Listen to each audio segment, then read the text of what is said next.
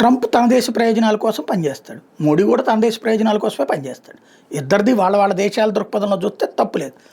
కాకపోతే అమెరికా అధ్యక్షుడు ట్రంప్ తీసుకున్న నిర్ణయాలు అక్కడ ప్రతిపక్షాలు విభేదించో విమర్శించు. భారతదేశంలో నరేంద్ర మోడీ తీసుకున్న నిర్ణయాల్ని విభేదిస్తారు, ఏడుస్తారు. ఇక్కడే విచిత్రం ఏంటంటే మన దగ్గర ఉన్నటువంటిది, మన దేశ ప్రయోజనాలను తాకట్టు పెట్టకుండా జాగ్రత్తలు తీసుకుంటుంటే ఏ అమెరికాకి మోడీ అమ్ముడుపోయాడని చెప్తున్నారు, అదే అమెరికా ఇప్పుడు డైరెక్ట్గా ఆంక్షలు పెడుతుంటే, ఇంత పెనాల్టీలు వేస్తాం, అదే వేస్తాం, ఇదే వేస్తాం అని బెదిరిస్తుంటే, దీన్ని కూడా మోడీ చేతకాంతనం కింద చూపెట్టేటటువంటి నీచమైనటువంటి రాజకీయం చేస్తుంది కాంగ్రెస్ పార్టీ. ఏమయ్యా ట్రంప్, సిగ్గుందా నీకు? మీ దేశం తప్పుడు పనులు చేస్తూ మా మీద ఎట్లా మాట్లాడతావు కదా నువ్వు అడగాల్సింది. అలా కాకుండా ట్రంప్ని ఏం చేస్తావు, అదే ట్రంప్కి భయపడిపోతున్నా, ట్రంప్ స్నేహితుడు అని చెప్పి మాట్లాడడానికి సిగ్గు ఉండాలి కదా కాంగ్రెస్ పార్టీకి. విమర్శించేదానికి ఒక హద్దు పొద్దు ఉండాలి కదా.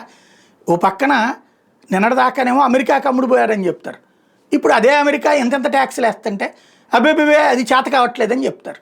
వీళ్ళని మరి ఏమనాలో అర్థం కానటువంటి పరిస్థితి. ఎప్పటిదాకా ఈ పరిస్థితులు ఉంటాయో తెలియదు.